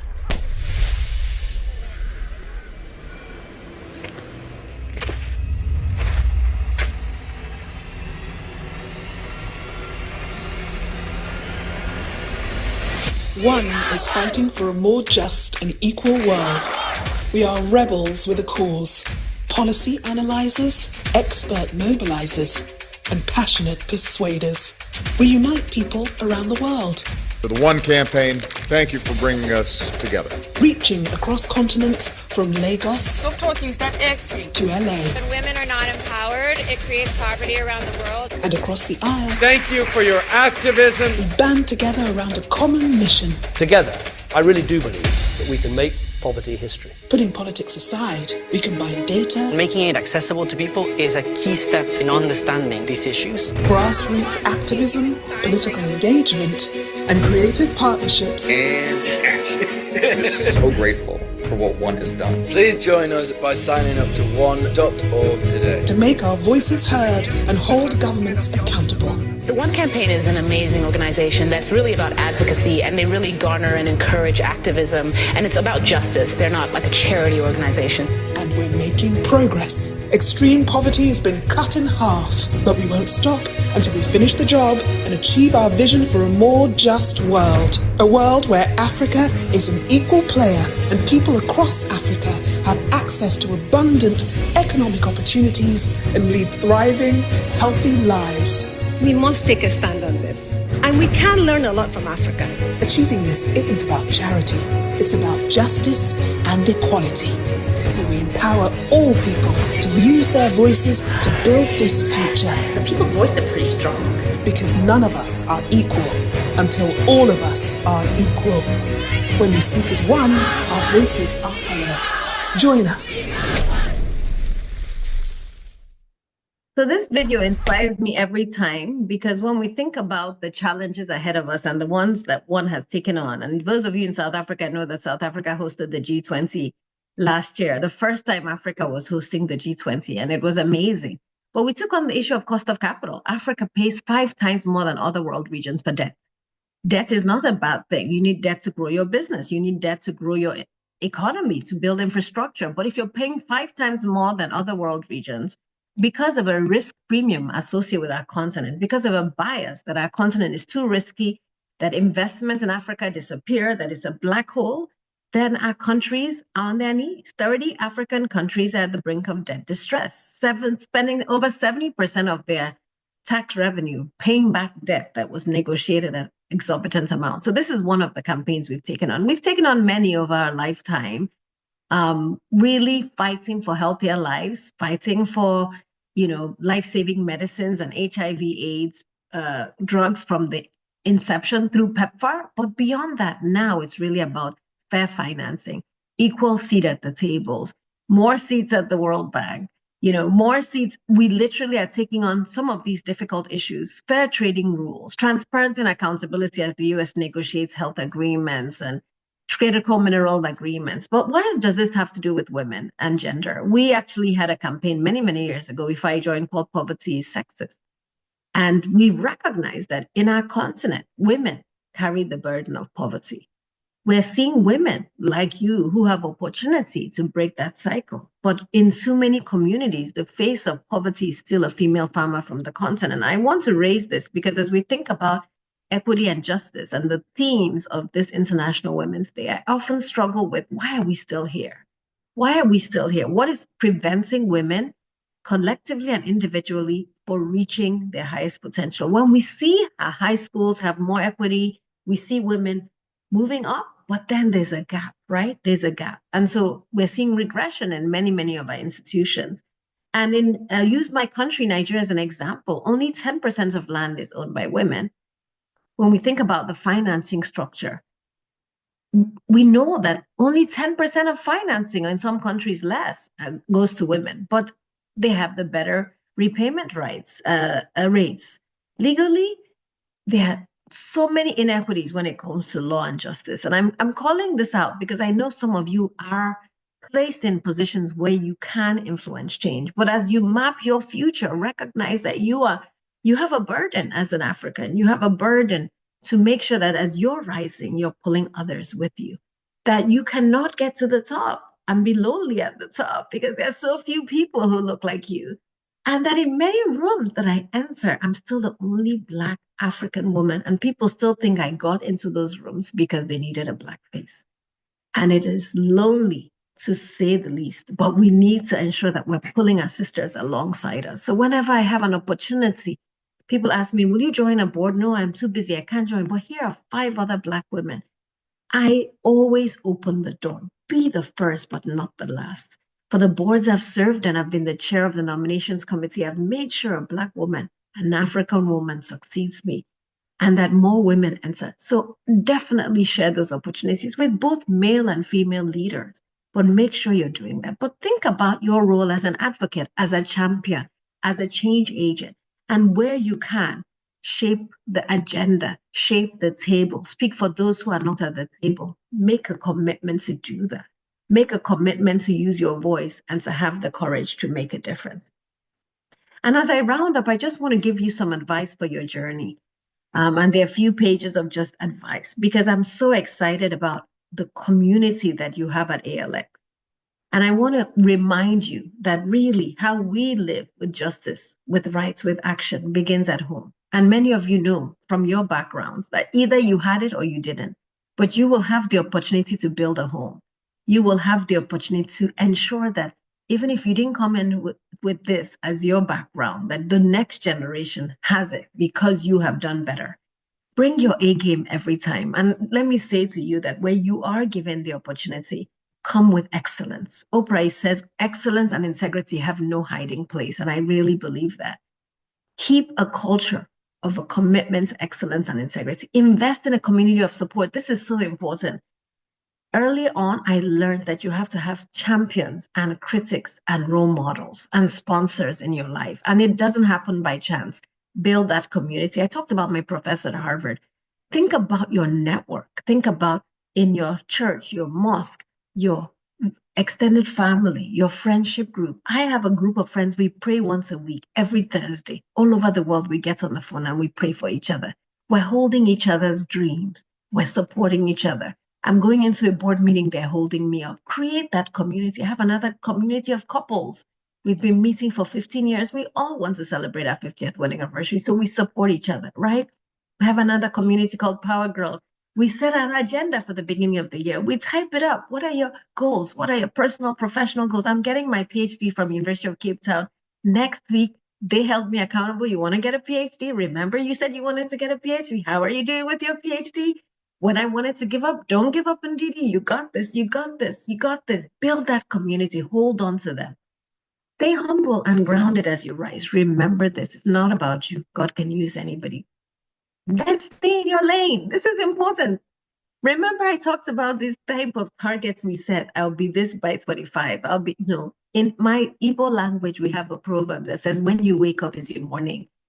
If you get married at 40, there's no difference from someone who got married at 25 and got divorced at 26. Trust me.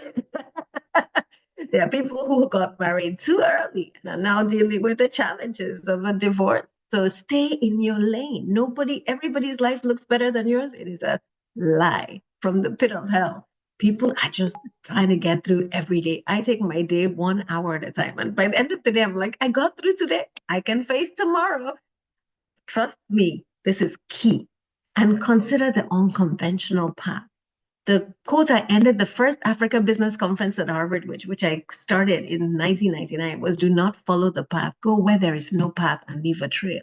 You're here at ALX because Fred and Peter and Acha decided to take an unconventional path. I took an unconventional path.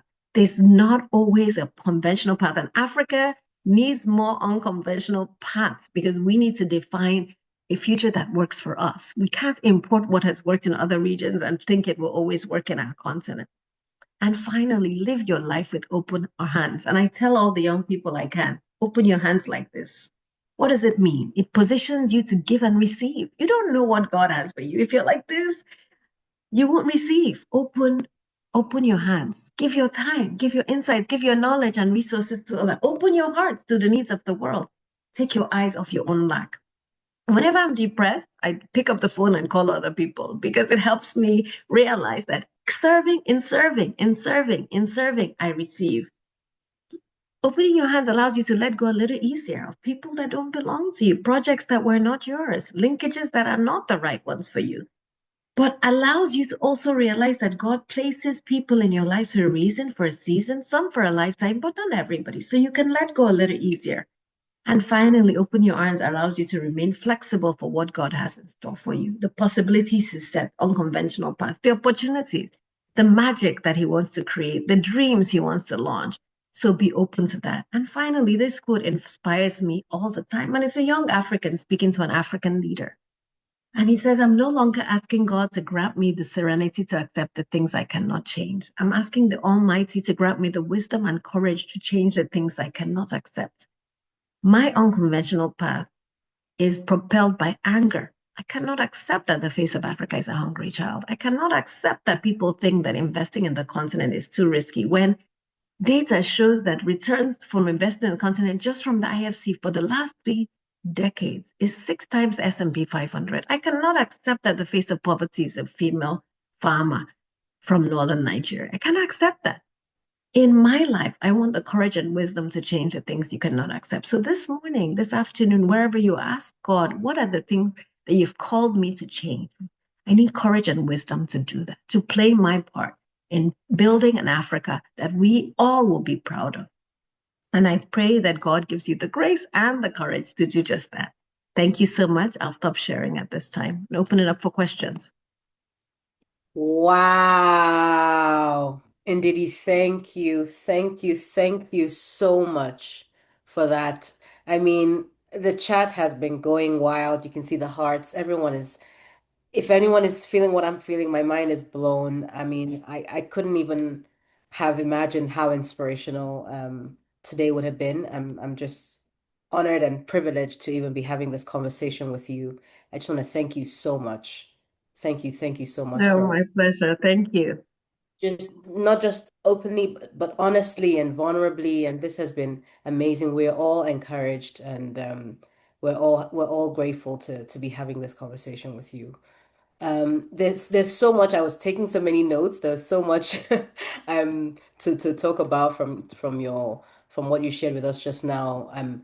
I really love this idea of the unconventional path and leaving a trail behind. I've never heard it said like that before. So that's something that's definitely sticking with me. And your notes at the end, I was like, should I take screenshots? Should I write? Which is faster? Excellence and integrity, having no hiding place, finding your lane and staying in that lane, and just being open, opening your hands, opening your heart. Um, and something you said earlier as well, which was be the first and not the last, right? Take that community, make a way for other people to also go down that path. It's honestly, that was such a beautiful speech that you just shared with us, and thank you so much.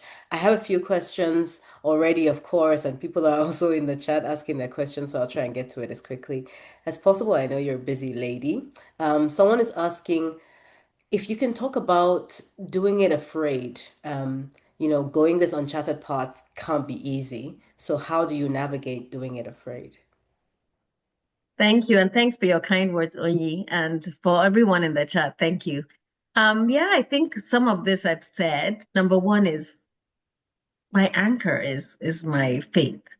And this concept of doing it afraid, I don't have any fear. I haven't had fear for a very long time. So I don't actually, because the God who has sent me will equip me.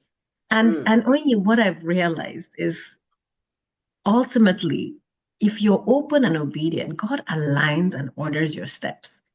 I'll give you a very simple story. This same professor nominated me for, maybe there's so many, like I got on a board in India, a 120-year-old company called Godrej, because somebody saw my name on the board of Nestle Nigeria. How did I get the board of Nestle Nigeria? I was in a panel with the CEO of Nestle Nigeria.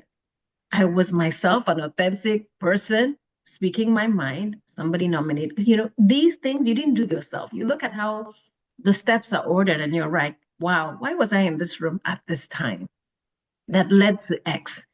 So learn to say yes to things, even if you don't fully understand. If you can't do it, like every headhunter that reaches out, I say, I'll take a call, because I know 99% of those calls are not for me. But God wants me to connect only to that opportunity. Do you understand? Literally, if I say no, even for a 5-minute call with a headhunter, I've blocked Onyi's opportunity. Because Onyi called me last week because God said, call Ndidi and tell Ndidi, I'm looking for the next big thing. I'm looking for a job. I'm in between. And I've seen this work millions of times, millions. And so don't say no. I find that so many of us say no. just because we're afraid. It's not for me. Oh, I saw the thing. It's not the right thing. Are you okay? Say yes. Say yes. You know, I got a dinner invitation. The global board of a company was coming to Nigeria and they invited me. I don't work in that sector. I went there for 10 minutes, literally to show face. As I was leaving, a woman sitting next to me said, "Oh, I'm the head of global HR. Here's my card." I said, I gave her my card. I left. I was there for 10 minutes. I walk into my sister's house the next day. There's a guy visiting from the US and he's like, "I'm looking for a job. What'd you do?" He told me. I'm like, "I just went to a dinner for this company." Not only did he get the job, his wife works there now. They're globally leaders in this company. And I'm just giving an example. Say yes to more things than you say no to. That's the first step of doing it afraid. Number two, where you feel inadequate, you can learn. You can learn, right? Have mentors and champions. Build a circle of support. And then prayer is indispensable. Prayer is indispensable.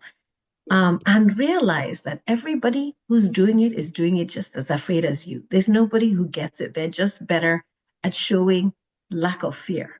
And you build a muscle. It's a muscle. It's like exercising, right? The more you speak, the more you own your own voice, the better. I debated putting faith into my presentation today. And I was like, I don't know if Fred is a person of faith. I was like, you know what? I'm 51. I am. Only your fair friend. Nobody, if they want me to speak, they know that I'm bringing my whole self. Do you understand? To everything that I do. And it's taken courage to get to a place because when I was at McKinsey, I used to do a Bible study at 7 a.m. because we don't want to do it in the office when other people come in. So let's hide. But now, if you know Ndidi, you know she's proud African woman, proud Christian, proud Igbo woman. Do you understand? Biracial. These are my identities. I'm a mother, I'm a wife. I'm coming with everything, but it's taken that muscle building to get confident in who I am. That is amazing because honestly, when I saw the faith, I was like, wow, maybe God is telling me something here. And I actually have a question about that as well. Someone asking, how does she hold on to her faith when in most professional worlds, it almost works the complete opposite way, right? A lot of people will complete it's not appropriate and all that. How do you navigate that tension? Well, number one, I think it's really important to be confident that, first you have to have an internal compass and an anchor because only there are many people who live duplicitous lives. Like I can't say I'm a Christian and I'm cheating, I'm cutting corners. Do you understand? So people, the minute you say this is who I am, people will test it, right? They will test. Is she kind? Does she have the fruits of the spirit? Because that testing is what reveals whether you're really who you are or not. So be ready to reflect who you say you are. Do you know what I mean? And it's for any identity you pick, you have to be ready to stand for it and live it before you can profess it vocally. But the second is, it's really important to understand the non-negotiables for you.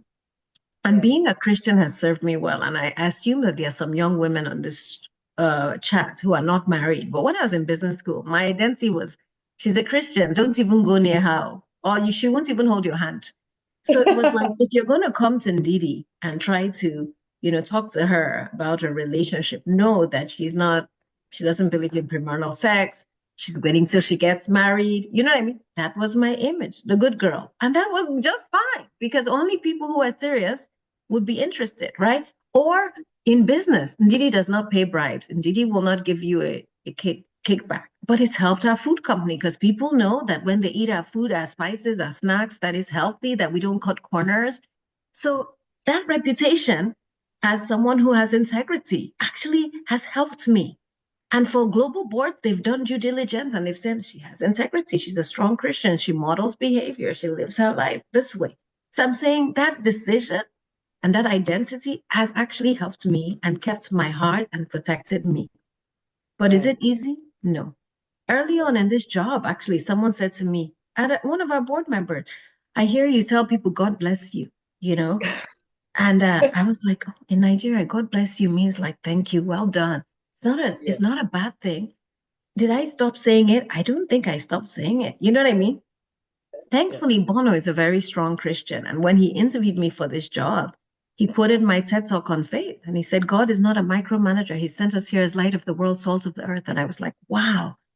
He listened to my TED talk. Bono is a global icon. So it really endeared me to him. And when I wanted to give up one day on this job, somebody sent me a Bible verse for that day. And it talked about Nehemiah building the broken walls.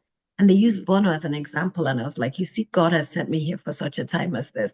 So my birthday was on Sunday. The first text message I received was from Bono, a voice note for him reading Psalm 34. I just cried. I was like, thank you, Lord. So God orders your steps, and he also knows that he needs to protect you in some environments and send you a few people who also will support you. Two of my colleagues who are Christians committed to praying for me once a week since I got this job, and I had no clue they were praying for me.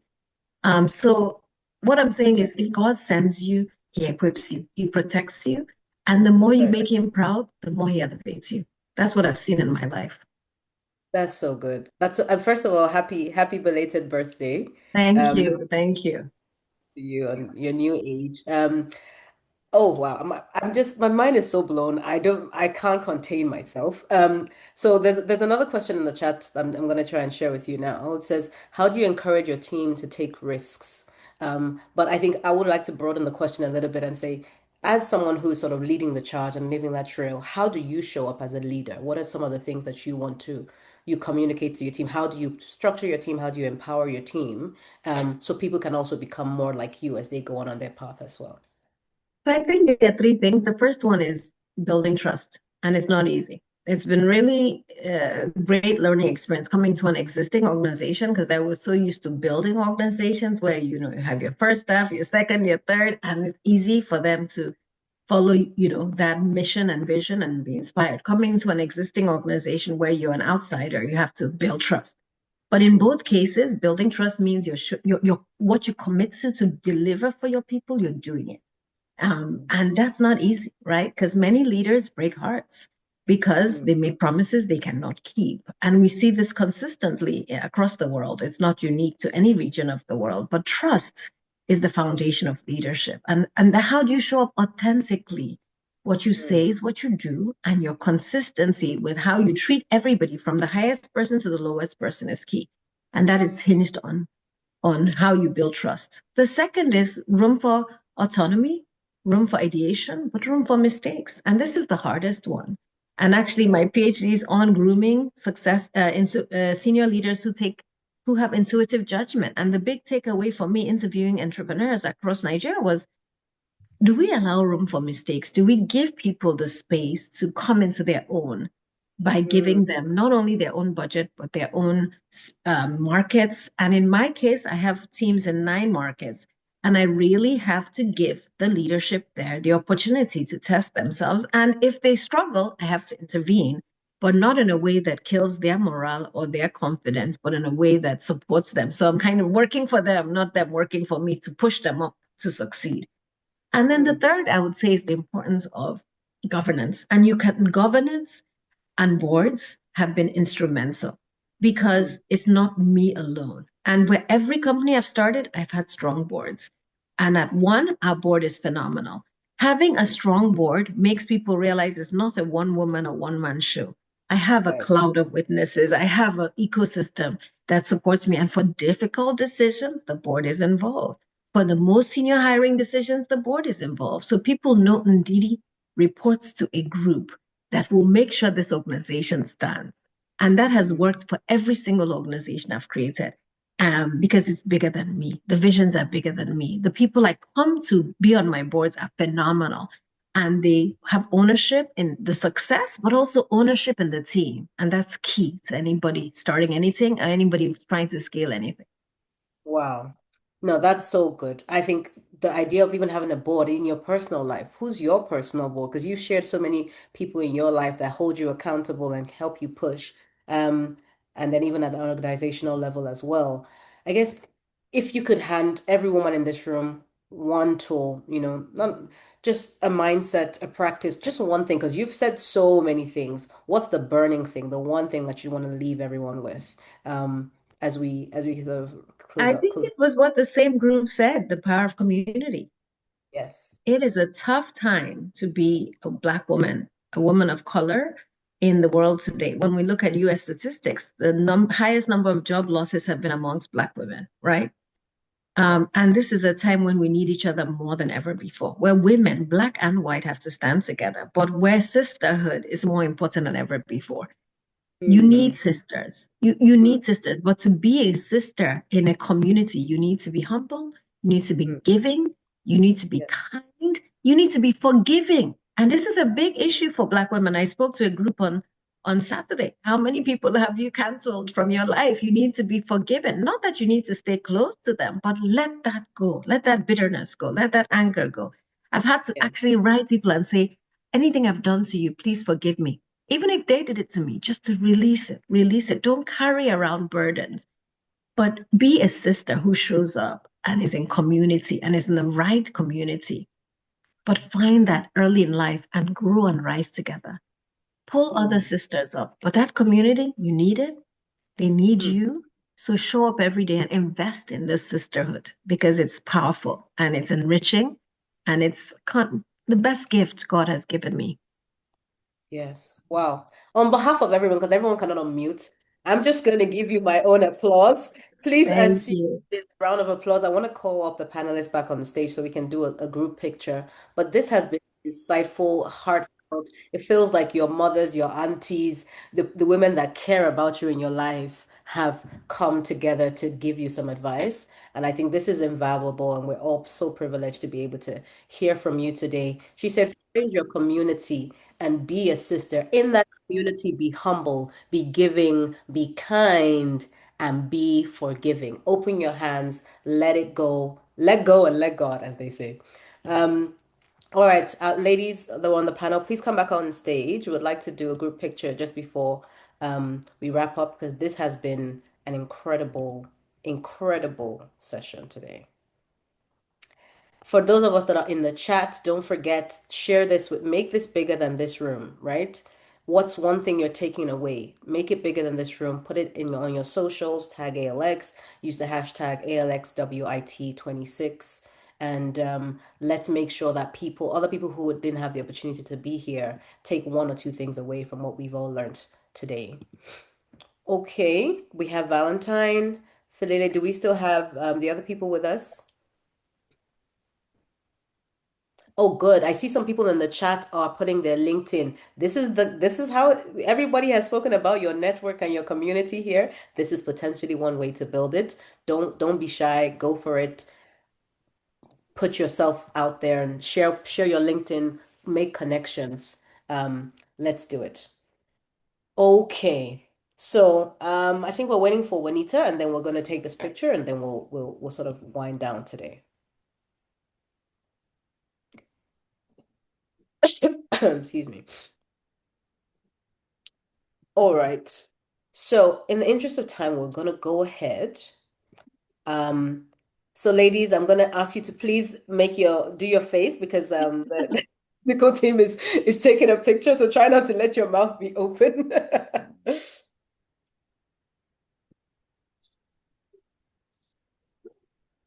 Okay, gorgeous, gorgeous as always. Okay, for everyone in the chat, what is one thing that you've taken away today, and what is one thing that you can give? Remember, it's two ways. What is one thing you're taking? What is one thing you can give? We need it to be both ways. Let's put it in the chat. Let's keep it going. This has been an amazing session. Can I just say inspirational, inspirational for those of us who are, at the beginning, at the middle of our career, those of us like Ndidi who are a little bit further along, everyone has shown up in such a way that really is a testament to womanhood and sisterhood and community. And I just want to thank you all for how you've shown up today. This has been amazing. We're gonna, Ndidi, I'm gonna find you. I have so many more questions that I didn't get to ask. Bye. We're gonna find you. Thank you so much and take care of yourself. Okay, we're coming to the end. Unfortunately, I don't want it to end, but to the end. Some takeaways from the chat. Someone says they're taking away community is key and they're showing up for more women around them. Someone says the more you do it, the more you build a muscle. Someone says failure is growth because you learn what not to repeat. Someone talks about making God proud every day, be kind, opening to serve, being open to serve on a deeper level. And I think This has been nothing but amazing. I want to thank you guys again for this time. And again, don't forget to share. Don't forget to share. Put out this information, everything you've learned here, put it somewhere else. Let someone know and talk with someone. Call your sister and be like, hey, you didn't go to this link that I sent you, but let me give you the lowdown on what happened today. Okay. All right, ladies. I'm saying ladies, and gentlemen, because I know we're mostly ladies, but there's a few gentlemen amongst us. So, ladies, and gentlemen, thank you for spending time with me today. Thank you, our amazing panelists. Thank you, our amazing host. Thank you, ALX team, for even dreaming up this event. Um, Thank you to our keynote speaker. Thank you for the technical team that is making sure that we are looking cute as we're moving along and all things are moving as they're supposed to. This has been phenomenal, a really phenomenal time. And I think with that, we'll leave you to keep going beyond the breakthrough. Now, don't forget that when one woman rises, community rise.